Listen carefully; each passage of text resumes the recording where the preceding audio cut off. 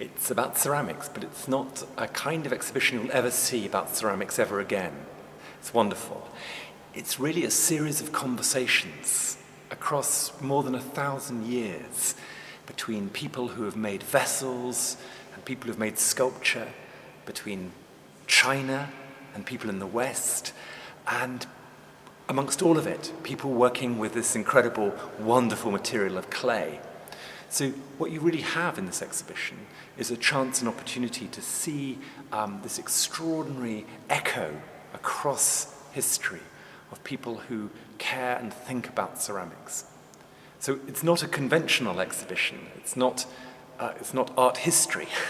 This is very passionate conversation about clay.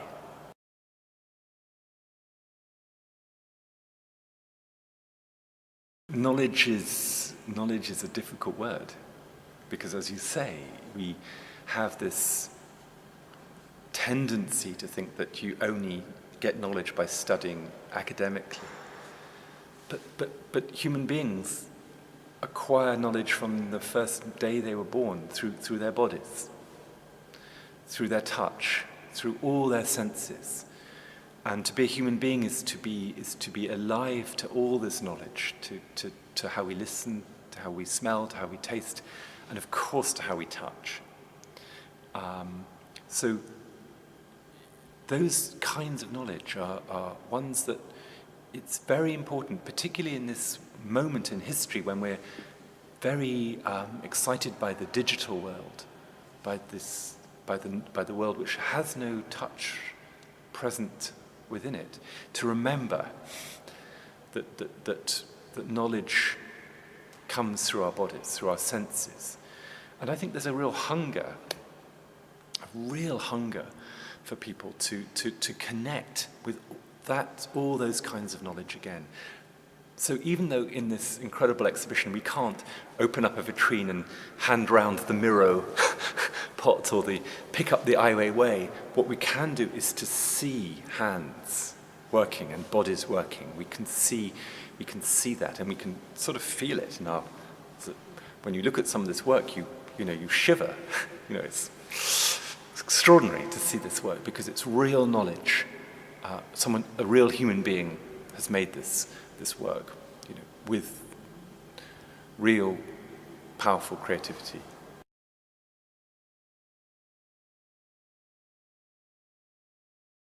So as part of this exhibition, you see vessels being used in all kinds of ways. So in Chinese ancient vessels, you see vessels that were used for ritual purposes. They were used very specially. And they weren't everyday cups and saucers. These are pots that were used very specifically. And I've loved that. And so in my own work, with my own porcelain, this isn't everyday porcelain. This isn't, these installations aren't things you can use in every day.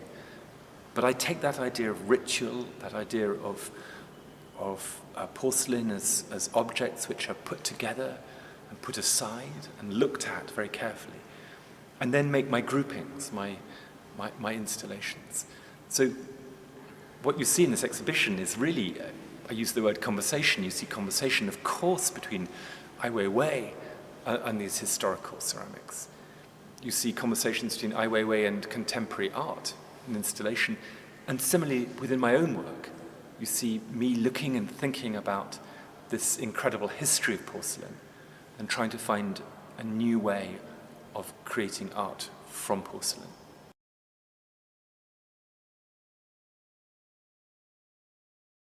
There is nothing more, I must be careful here, there's nothing more boring than art history, which is like a school teacher telling you to sit down and shut up. You will learn something. It's a dreadful way of understanding the power of the history of making things, which is not chronological.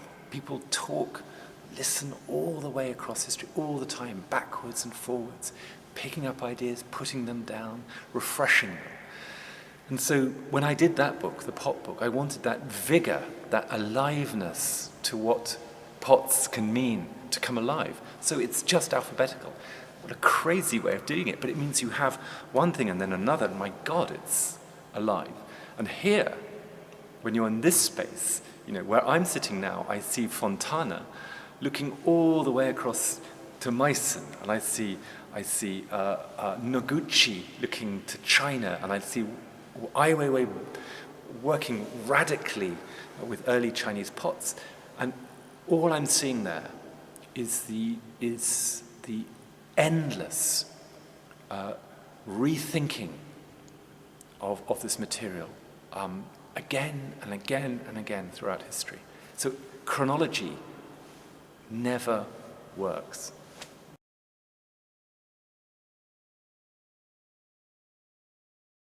To say that, of course, what I'm saying is a very basic thing, which is I put myself alongside all these people who have made things across millennia.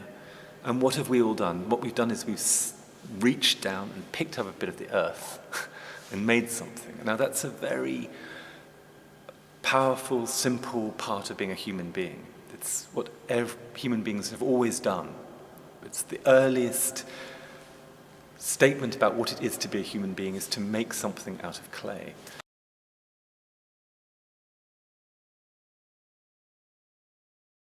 Collecting, of course, is a kind of travel. It's a kind of journey. So, in some strong way, each journey I go on, I'm collecting stories, as you say, and sometimes I'm collecting broken pieces of porcelain, or I'm collecting objects. And then there's the question of what you do with the collection. And for me, a collection is only alive, only becomes a real powerful thing if you show it to someone, if you talk about it. So you write a book, or you have an exhibition, and in this exhibition, what's a great pleasure for me is there's my Meissen collection, and there's Malevich, and there's Lucy Ree, and then there's my own work, and we're all talking to each other. We're all part of this whole vitrine of this building, this whole great space that we're all inhabiting. And all these objects are now talking aloud.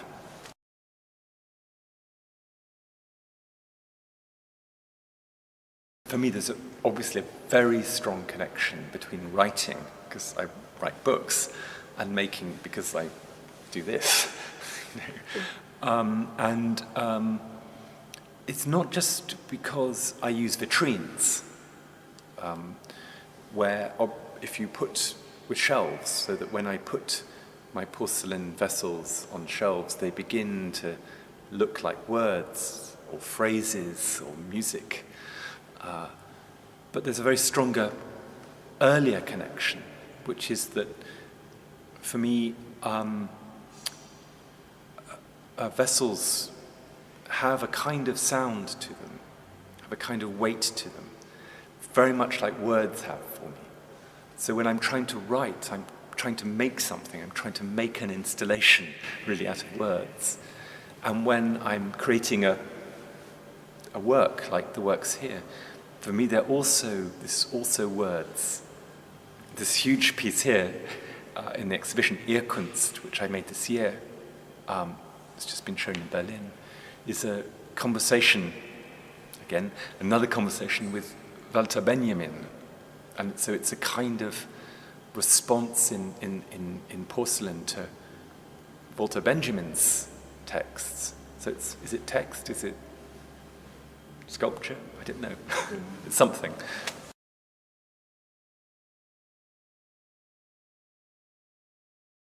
Because I work with porcelain, I'm intimately, powerfully connected to the color white. Porcelain's identity is focused on this color. And in this exhibition, there is Chinese porcelain, there's Meissen, there's my own work. But one of the strangest aspects of this obsession with white is an obsession which I share, is that, of course, it's not an easy colour. It's a very complicated colour. What does it mean? Does it mean purity? What does purity mean? It's a very strange and difficult concept. Is it sublime? Is it beautiful, or is it an absence? For me, it's many difficult things, and it's my last book, this new book I've just written, is really an exploration through a kind of long lifetime journey with the colour, to try and answer this strange question from Moby Dick. What is this thing of whiteness? And it's a question that makes me really think about why people obsess about this colour and what happens if you do. And some of the answers to that are extremely painful. It takes you into very painful parts of human history, where that need for purity has caused enormous damage. So porcelain is not just a simple decorative material. It's got a long, complicated, painful history as well, and an exciting one.